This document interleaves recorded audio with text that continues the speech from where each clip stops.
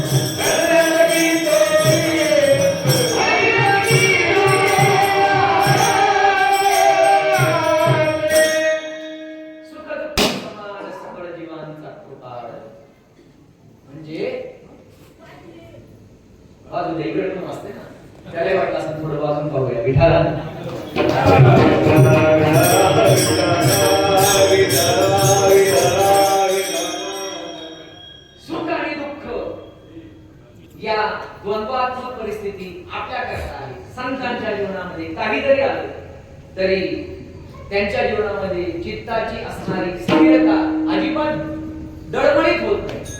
प्रतिकूल परिस्थितीमध्ये देखील आनंदाचाच अनुभव, अनुकूल परिस्थितीमध्ये देखील आनंदाचा कोई नहीं रे.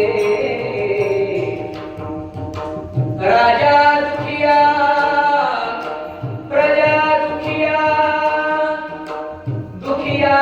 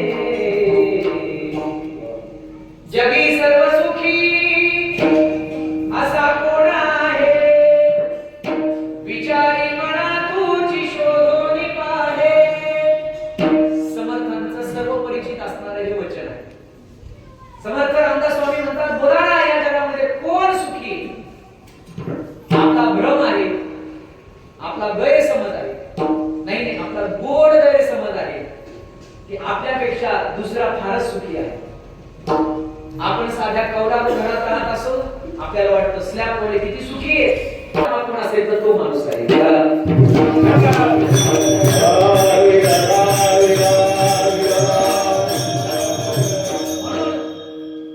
व्यवहारामध्ये आपला एक गैरसमज असतो की ज्याचं आपल्यापेक्षा त्याच्यापेक्षा जरा बरं जीवन आहे, अनुकूल आहे, गाड्या आहेत, सगळं काही आहे, त्याचं जीवन आपल्यापेक्षा चांगलं आहे. आणि म्हणून कधी कधी आपली व्यथा, आपलं दुःख, आपली समस्या आपण आपल्यापेक्षा बरं असणाऱ्या माणसासमोर मांडतो. आपलं दुःख इतरांना सांगितल्यानंतर हलकं होतं असा माणसाचा समज आहे. सहज माणूस सांगतो, आपलं दुःख सांगतो, ऐकणाराही ऐकून घेतो, पण अभिप्राय देताना त्याला म्हणतो, बाबा तुझं तरी बरंय, तुझं तरी बरंय, तुझं माझ्यापेक्षा चांगलंय, तुझ्यापेक्षा माझी फार अवघड परिस्थिती. याचा अर्थ काय? याचा अर्थ हाच आहे, आपल्याला वाटत असतं आपल्यापेक्षा इतर लोक बरी आहेत, समाधानी आहेत, आनंदी आहेत, पण हा आपला भ्रम आहे. लक्षात ठेवा, इथे जो जो माणूस आहे, मग तो पैशावाला असो की कोणी असो, पण तरी देखील त्याच्या जीवनामध्ये दुःख हाच त्याचा शेवटचा अनुभव आहे. प्रत्येकाला दुःखच आहे, सुखाची अपेक्षा प्रत्येकाला. सुखाकरता तुमचे माझे सगळ्यांचे अहोरात्र प्रयत्न चालू आहे. शास्त्रकार म्हणतात, दुःखात उद्विजते जंतुर सुखम सर्वाय उच्यते. सुख हे गौतम महाराज सगळ्यांना रुचतं. सगळ्यांना रुचतं म्हणजे सुखाची चव ही प्रत्येकाला हवीहवीशी वाटणार आहे. जेवणातले काही पदार्थ काहींना रुचकर वाटतील किंवा न वाटतील, पण सुख नावाचा पदार्थ हा प्रत्येकाला रुचकर वाटतो. सुख हे प्रत्येकाला हवं आहे. फार काय सांगायचं, एखादं लहान बाळ जेव्हा देवासमोर उभं राहतं, सुखाचीच मागणी करतं. म्हणजे काय आहे, यच्च यावत मानवाची अपेक्षा जर काय असेल तर ती आहे सुख. प्रत्येकाला हवं आहे सुख. दुःखाचं स्वप्नही पडू नये अशी प्रत्येकाला अपेक्षा असते. सुख मिळाल्याशिवाय राहू नये ही प्रत्येकाची अपेक्षा आहे. पण लक्षात घ्या, सुख मिळावं ही अपेक्षा आहे, दुःख मिळू नये असंच प्रत्येकाला वाटतं. पण दुःख मिळाल्याशिवाय राहत नाही आणि सुख काही मिळत नाही. सर्व सुखाची या आशा जगभरेला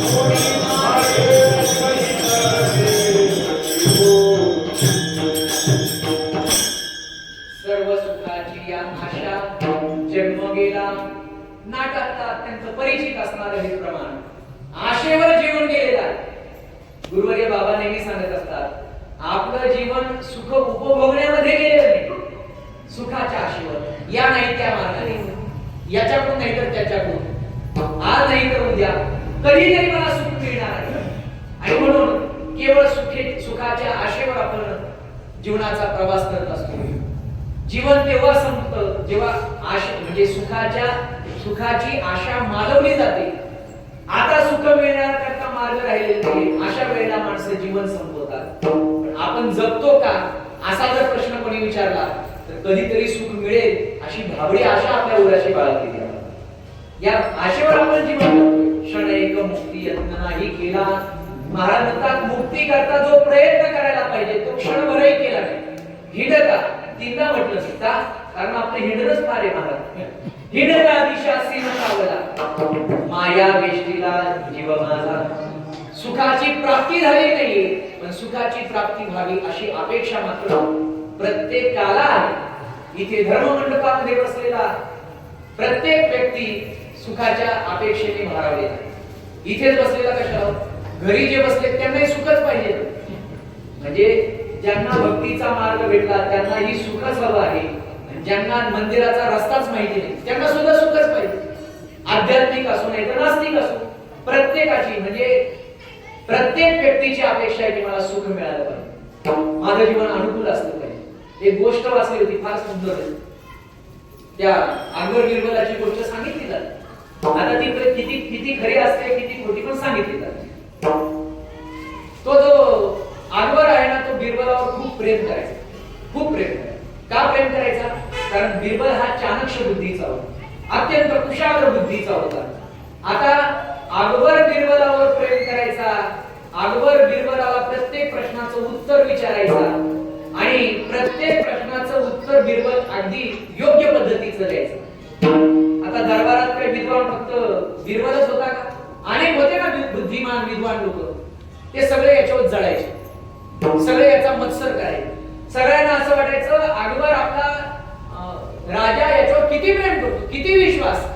कधीतरी आपल्यालाही विचारावं, आपण 4 पुस्तकांचा अभ्यास केलेला आहे, कधी आपल्यालाही आपला सल्ला कधी घ्यावा ना. नाही, उठसूट प्रत्येक वेळेला बिरबलाला स्थान दिलं जातं. राजाच्या मनातील बिरबलाचं स्थान कमी करायचे, काहीतरी प्रयत्न करावे लागेल, शक्कल लढवावी लागेल. विद्वानच होते ते. काहींनी खासगीमध्ये राजाची वेळ घेतली आणि बिरबला विरुद्ध कान भरले. माणसांना खरं पटकन पटत नाही, पण खोटं लवकर पटत. काय भरले, काय म्हटले, त्याच्यापेक्षा आम्ही किती पदव्या घेतलेल्या, कुठे कुठे अभ्यास केलेला आहे, कधी तुम्ही आम्हाला विचारत सुद्धा नाही. राजा बिरबलाची पाठराखण करत असताना म्हणायला लागला, मी बिरबलाला का विचारतो माहिती का? तो फक्त बुद्धिमान नाहीये, तो फक्त विद्वान नाहीये, मग तो हजर जबाबी सुद्धा आहे. बापू विद्वान खूप असतात, पण त्याला काय म्हणतो, प्रेझेन्स ऑफ माइंड, समय सूचकता ही फार कमी लोकांकडे असते. बुद्धी खूप आहे, विद्वत्ता खूप आहे, ज्ञान खूप आहे, पण योग्य वेळेला काय बोललं पाहिजे हे सुद्धा कळलं पाहिजे. याचं सुद्धा ज्ञान असणं गरजेचं आहे. मला कोणत्या वेळी कोणता सल्ला द्यावा की त्यातून माझा फायदा होईल, माझी अडचण दूर होईल, त्या प्रत्येक प्रश्नाचं उत्तर त्याच्याकडे. इतका तो विद्वान आहे, म्हणजे खूप विद्वान आहे. बरं, तो जर खरंच विद्वान असेल तर आम्हा विद्वानांच्या प्रश्नांचं उत्तर त्याने द्यावं. अकबर म्हटला, चालेल, मी बिरबलाच्या कानावर ही बातमी घालतो, उद्या दरबारावर उभे तुम्ही प्रश्न विचारा, तो तुमच्या प्रत्येक प्रश्नाचं उत्तर देईल. नाही दिलं तर तुम्ही म्हणाल ती शिक्षा त्याला देऊ. ठरलं.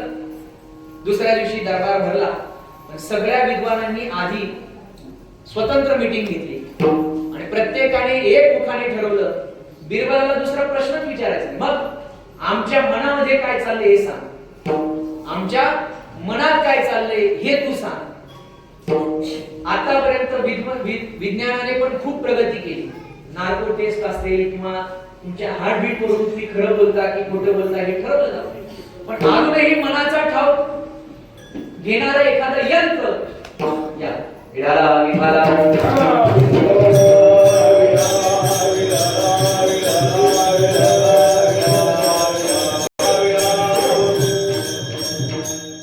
मनाचा ठाव अजूनही कोणाला घेता आलेला नाही. अजून विज्ञानाला सुद्धा यंत्र शोधता आलेलं नाही. जर विज्ञानाने असं यंत्र शोधलं तर आपण आपल्या एकमेकांच्या मांडीला मांडी बसणार नाही. कारण शेजारच्या मनामध्ये काय आपले प्रश्न विचारल्यानंतर कदाचित तो मनकवडा असेल, तो मन जाणणारा असेल, कदाचित तो आपल्या मनातलं जाणलंही आणि उत्तरही योग्य देईल, तरी सुद्धा आपण नाही होऊन पडायचं. आपण नाही म्हणायचं, नाही आम्हाला असं म्हणायचंच नाही, आमच्या मनामध्ये हा विचारच चाललेला नाही. सगळ्यांनी एकमुखाने ठरवलं आणि दरबार भरलेला आहे. बिरबलाला काही पूर्व सूचना न देता त्या ठिकाणी बिरबल नेहमीप्रमाणे आला. राजाने सांगितलं की या सगळ्या असणाऱ्या विद्वानांची तुझ्याविषयी तक्रार आहे, यांना काही प्रश्न विचारायचे आहेत आणि त्या प्रश्नाचं उत्तर तू द्यावं. जर तू उत्तर दिलं नाही तर तुला राज्यातून पदावरून बडतर्फ करण्यात येईल. बिरबल म्हटला, ज्यापणा मला जसं उत्तर देता येईल तसं देण्याचा प्रयत्न करेल, पण माझा दावा नाही की मला योग्यच उत्तर देता येईल. आणि मग एक विद्वान उठला, म्हटले, आमच्या सगळ्यांच्या प्रश्न मी एक मुखाने सांगतो. आम्हाला सगळ्यांना असं वाटतं की तू आमच्या मनातलं ओळखून दाखवावं. आमच्या मनामध्ये काय चाललंय. आम्ही कीर्तनात बसलोय खरं, पण घरच्या कुलपाला झटके मारतो. त्या कीर्तन करायला कसं कळलं? तुम्ही पाहताय माझ्याकडे, पण सगळ्यांचं लक्ष माझ्याकडेच आहे का तुम्ही दुसरीकडे पळत नाही? असा जटिल आणि अवघड प्रश्न जेव्हा त्या विद्वानाने विचारला, बिरबल गालातल्या गालात हसला आणि म्हटला, राजेसाहेब बस इतका साधा प्रश्नाचं उत्तर द्यायचं. इथे उपस्थित असणाऱ्या सगळ्या विद्वानांच्या मनामध्ये काय विचार चालला आणि ते उत्तर मी द्यायचं. अगदी सोपा प्रश्न आहे, फार अवघड नाहीये. सगळ्यांच्या मनातलं सांगत असताना एका वाक्यात मी उत्तर देतो. प्रत्येकाला समोर घ्यायचं आणि त्याच्या मनातलं सांगायचं, यापेक्षा सगळ्यांच्या मनामध्ये काय चाललंय हे एक मुखाने सांगतो. सगळ्यांच्या मनामध्ये काय चाललंय सांगू. राजे साहेब, हे सगळे विद्वान पंडित बसलेले आहेत ना, यांचं तुमच्यावर इतकं प्रेम आहे की जीवाच्या पलीकडचं प्रेम. यांना वाटतं माझा राजा सुखी असावा, राज्यातली प्रजा सुखी असावी, कोणालाही इथे दुःख असू नये, माझ्या राजाला कधी आजार होऊ नये, माझा राजा कधी मरूच नाही, सगळं कसं व्यवस्थित असावं, जिकडे तिकडे आनंदी आनंद असावा, परकीयांचं आक्रमण होऊ नये, माझा राजा कधी पराभूत होऊ नये. आता विद्वान म्हणतील का आम्हाला असं वाटत नाही? म्हणतील का? जर ते कदाचित बोलले तर त्यांना राजद्रोहाखाली अटक करण्यात येईल. राजाबद्दल तुम्हाला प्रेम नाही, सुख तुम्हाला हवं असं जर विचारलं तर तुम्ही म्हणाल आम्हाला सुख नकोय. असं कोण वेळा माणूस बोलेल? असं सांगितलं तसं तुकोबारांनी सुद्धा या जगतातल्या प्रत्येक मानवाचं अवलोकन केलं. शेवटी महाराजांच्या लक्षात आलं, माणसं कोणत्याही विभागामध्ये कार्य करत असो, प्रत्येकाला हवं आहे ते सुख. आणि चेहरे पाहिल्यानंतर महाराजांच्या लक्षात आलं की इथे कोणाला सुख मिळालं नाही. जर यांना खऱ्या अर्थाने शाश्वत सुखाची अपेक्षा असेल आणि ते मिळावं वाटत असेल तर मिळण्याचं एकच ठिकाण आहे अभंगाचं पहिलं चरण. आपुला तोरे